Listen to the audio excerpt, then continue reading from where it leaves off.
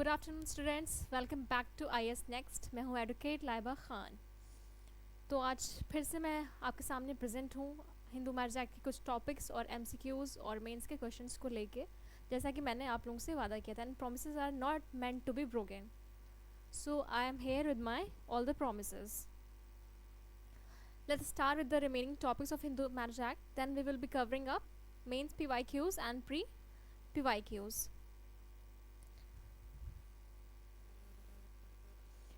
So we have dealt with the section 24 of Hindu Marriage Act 1955. आगे हम लोग पढ़ेंगे 25 से स्टार्ट करने वाले। आज मैंने बेरैक भी ओपन कर ली है ताकि I don't know, I am not viewing you people from here. You are not visible to me, so I cannot assume you have taken out your barracks or not. आप अपने बैराक के साथ बैठे हुए लेक्चर देखने या नहीं, इसलिए मैंने आज यहाँ पे आपके सामने ओपन भी कर रखी है स्क्रीन पे बैराक, कि अगर नहीं ओपन कर रखी है आप लोगों ने बैराक तो एटलीस्ट यहाँ से देख के पढ़ सको।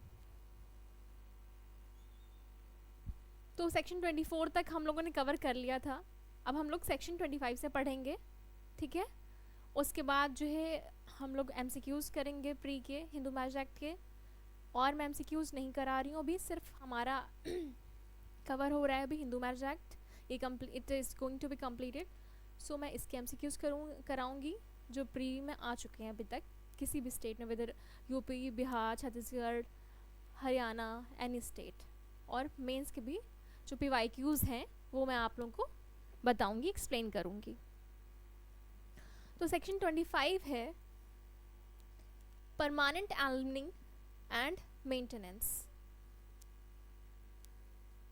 एनी कोड, देखो आई नो कि बैराक रीडिंग इज़ नॉट इजी, ठीक है। जो बैराक की लैंग्वेज होती है वो जो हम लोग कॉमनली इंग्लिश बोलते हैं या रीड करते हैं इंग्लिश के टेक्स्ट बुक्स या बाकी सब्जेक्ट्स के टेक्स्ट बुक, उनसे थोड़ी सी डिफ़र करती है, थोड़ी सी टफ होती है, no doubt. But please I would like to से कि ट्राई करो, ठीक है, खुद से बार बार पढ़ने की कोशिश करो।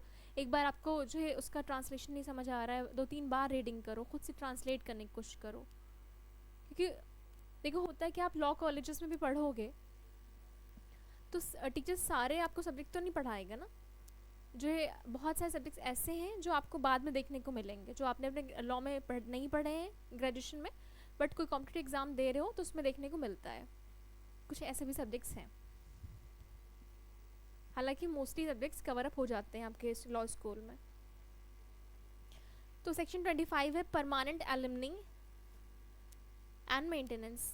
मैं रीड आउट कर रही हूँ, then I will be explaining the translation और the meaning of this to you. Any court exercising jurisdiction under this act may, at the time of passing any decree or at any time subsequent, कोई भी court जो jurisdiction का right है जिस court के पास इस act के अंदर, वो कोई डिक्री या कोई सब्सिक्वेंट कोई at the time of passing any decree, जब वो कोर्ट कोई डिक्री पास कर रहा है या फिर उस डिक्री पास करने के बाद on application made to it for the purpose by either the wife or the husband, एक एप्लीकेशन दी जा रही है किसी पर्पस के लिए, वाइफ दे रही हो एप्लीकेशन या फिर हस्बैंड दे रहा है, एज द केस में यानी एज द केस में भी, यानी दोनों में से कोई भी हस्बैंड या वाइफ दोनों के पास राइट है आप एक एप्लीकेशन देने के लिए। अब किस चीज़ के लिए देने के लिए ये भी हम लोग आगे जानते हैं। Order that the respondent shall pay to the applicant for her or his maintenance and support such gross sum or such monthly or periodical sum for a term not exceeding the life of the applicant, ठीक है। तो court order कर सकता है respondent को कि आप applicant को जो है वो वेदर शी और ही, ठीक है, वाइफ है या हस्बैंड, उसे आप मेंटेनेंस और सपोर्ट दो मंथली या फिर एक पीरियडिकली टाइम पीरियड पे। कब तक दो? जब तक वो एप्लीकेंट जो है जिंदा है तब तक दिया जाए, ठीक है। The conduct of the parties and other circumstances of the case it may seem to the court to be just and any such payment may be secured if necessary by charge on the immovable property the respondent, ठीक है। तो अब court सारी चीज़ें देखेगा, सारे facts analyse करेगा, उसे लगता है कि हाँ भाई अगर देना चाहिए पेमेंट मेंटेनेंस तो वो ऑर्डर करेगा ऐसा करने के लिए। फिर दूसरा पॉइंट हमारा ये कहता है, इफ़ द कोर्ट सेटिस्फाइड आप लोग को विजिबल है ना screen? If the court is satisfied that there is a change in the circumstances of either party at any time after it has made an order under subsection 1, it may be at the instance of either party, may verify or rescind, may modify आप जो है उसमें difference करना, ठीक है, corrections करना. Recent का मतलब होता है, इसका मतलब होता है कि रद्द कर देना, किसी चीज़ को कैंसिल कर देना. Any such order in such manner as the court may deem fit. अब कोर्ट अगर सेटिस्फाइड होता है कि कोई सिचुएशंस हुए हैं, कोई चेंजेस हुए हैं, जो चीज़ें हैं, जो फैक्ट्स हैं, जो सर्कमस्टांसेस हैं, उनमें कोई डिफरेंस हुए हैं, ठीक है, तो या तो पार्टी के इंस्टेंस पे वो मॉडिफाई कर सकता है अपने ऑर्डर को, या फिर कैंसिल भी कर सकता है. इफ़ द कोर्ट सेटिस्फाइड, हमारा तीसरा point, third point, if the court is satisfied that the party in whose favor an order has been made under this section has remarried, और अब कोर्ट सेटिस्फाइड है यहाँ पे कि जिस पार्टी के फेवर में मैंने जजमेंट दिया था, कोई ऑर्डर दिया था मेंटेनेंस का, वो उसकी दोबारा शादी हो गई, has been remarried. Okay, this one.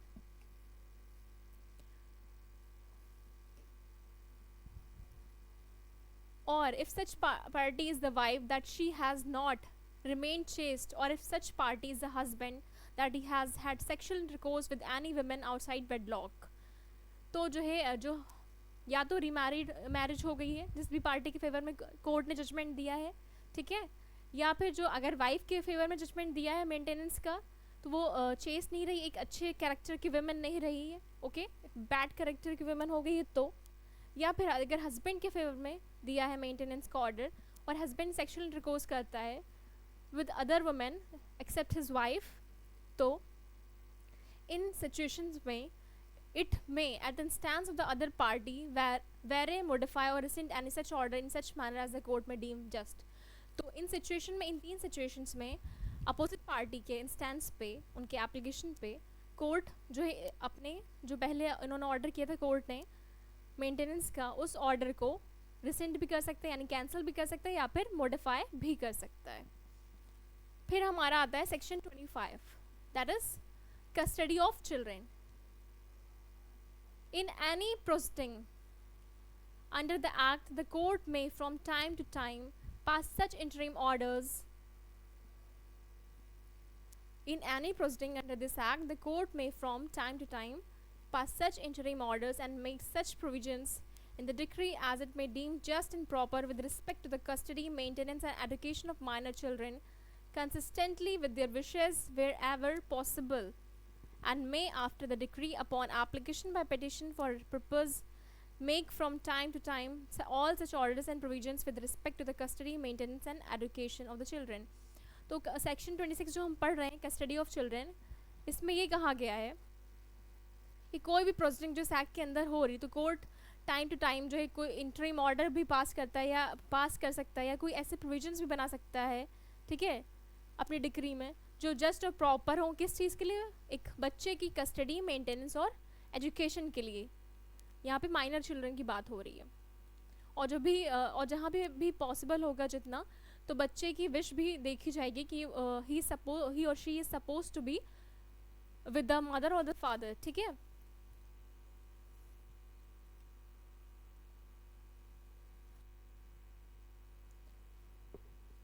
लेकिन हाँ, जो है welfare of the children shall be paramount obligation. तो जो कोर्ट जो है कस्टडी और बच्चे की कस्टडी, एजुकेशन हो गया, इन चीज़ों पे जब चाहे प्रॉपर एंड जस्ट प्रोविजंस बना सकती है, ऑर्डर्स दे सकती है. बच्चे की भी जहाँ तक पॉसिबल होगा तो वहाँ तक कोर्ट उसकी मर्ज़ी जानेगा, ठीक है. लेकिन कोर्ट का काम ये है कि मेनली अल्टीमेटली लास्टली ये हो कि बच्चे का जो है कि वेलफेयर के लिए बात हो, उसका वेलफेयर हो.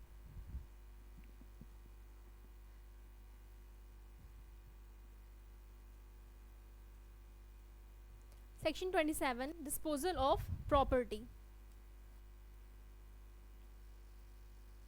In any proceeding under this act, इस एक्ट में जो भी प्रोसीडिंग हो रही, कोई भी proceeding, the court may make such provisions in the decrees as it deems just and proper.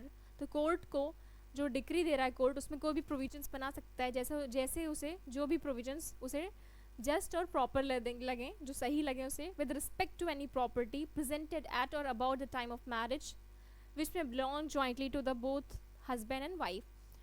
किस प्रॉपर्टी से रिलेटेड बना सकता है वो? जस्ट रूल्स प्रोविजंस जो प्रेजेंट हुई है कोर्ट के सामने, जिस प्रॉपर्टी का मुद्दा है वो, और वो प्रॉपर्टी प्रेजेंट हुई है शादी के टाइम पे या शादी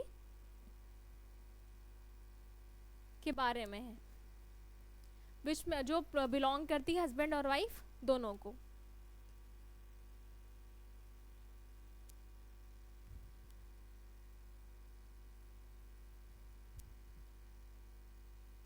फिर सेक्शन 28 हमारा है appeal and appeals from decrease and orders.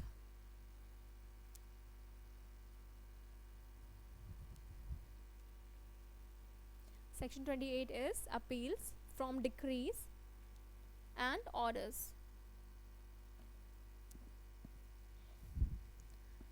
All decrees made by the court in any proceeding under this act shall, subject to the provisions of subsection 3, be appealable as decrees of the court made in the exercise of its original civil jurisdiction, and every such appeal shall lie to the court to which appeals ordinarily lie from the decision of the court given the exercise of its original civil jurisdiction. There, फिर third point हमारा कहता है there shall be no appeal under this section on subject of cost only. सिर्फ cost के basis पे कोई appeal लाए नहीं करेगी। Every appeal under this section shall be preferred within a period of 30 days from the date of decree or order। Her appeal जो इस section में होगी वो कब होगी? कोई भी डिक्री ऑर्डर हो रहा है उसके 30 दिन के अंदर। कितने दिन में? 30 डेज।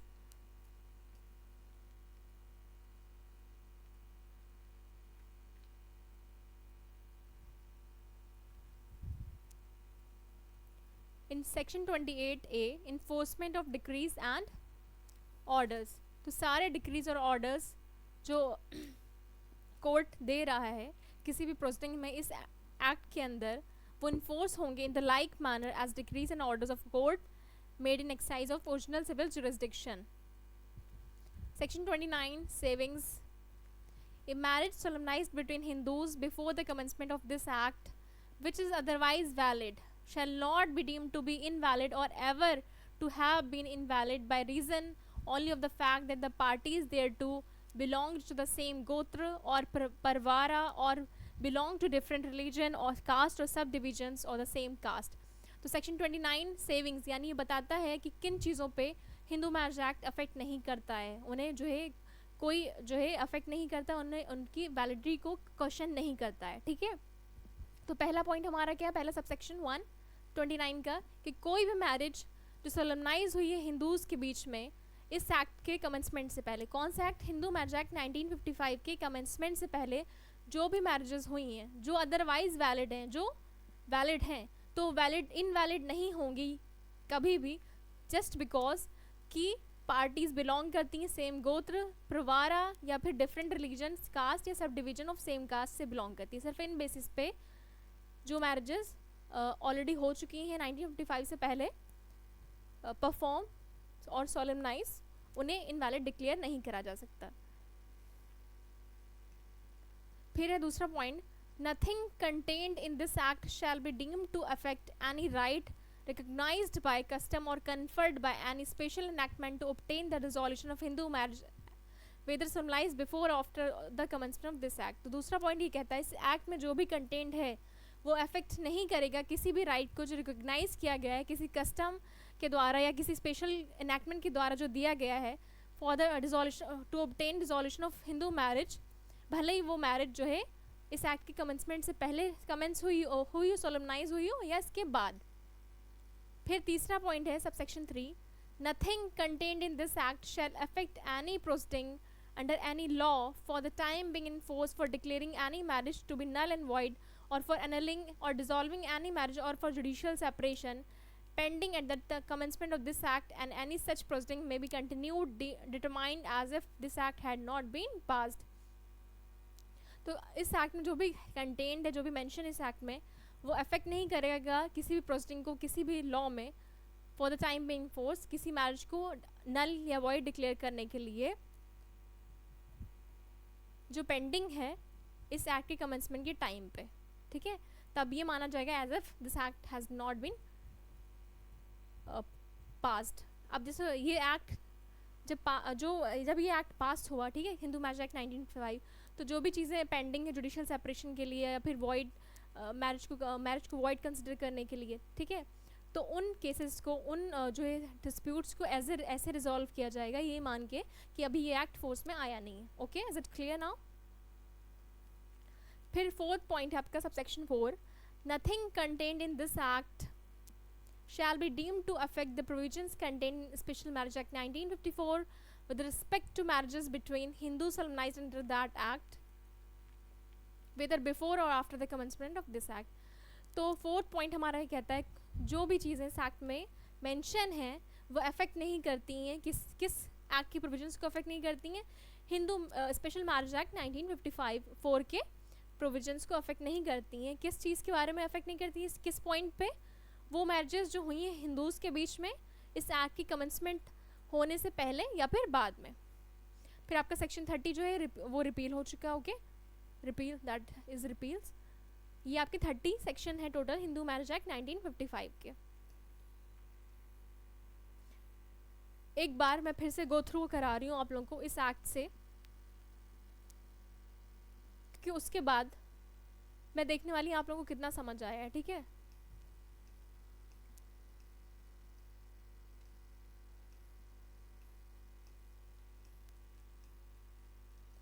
हिंदू मैरिज एक्ट 1955 कब ये पास हुआ? 18 मई 1955 को।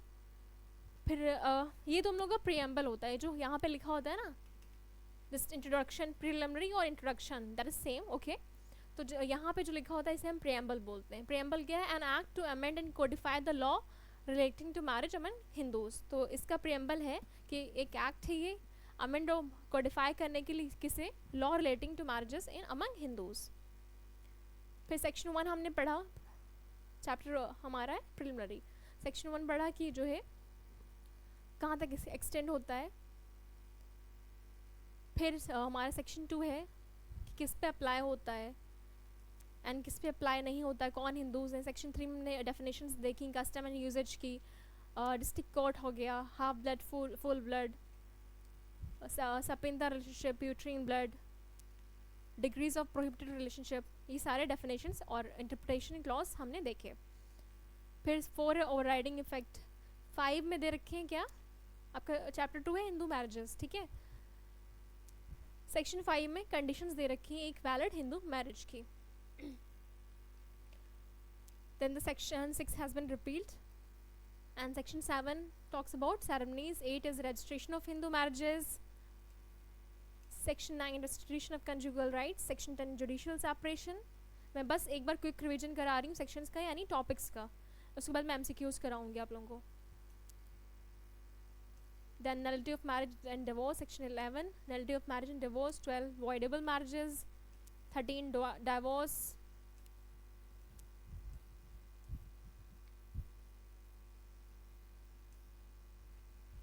13 है alternate relief in divorce proceedings, 13 be divorce by mutual consent, 14 no petition for divorce to be presented within 1 year of marriage। शादी के 1 साल के अंदर पेटिशन नहीं फाइल कर सकते हैं डाइवोर्स के लिए, लेकिन इसके भी कुछ एक्सेप्शंस हैं। फिर सेक्शन 15 जो है कि बार करता है कि आप, हाँ वही जो मैंने बताया, सॉरी सेक्शन 14। ओके, फिर 15 है डाइवोर्स पर्सन व्हेन वे marry again, legitimacy of children, void and voidable marriages, punishment for bigamy, ये सारी चीज़ें अब हम लोग करते हैं MCQs। इतना तो सबको आ गया आप सबको।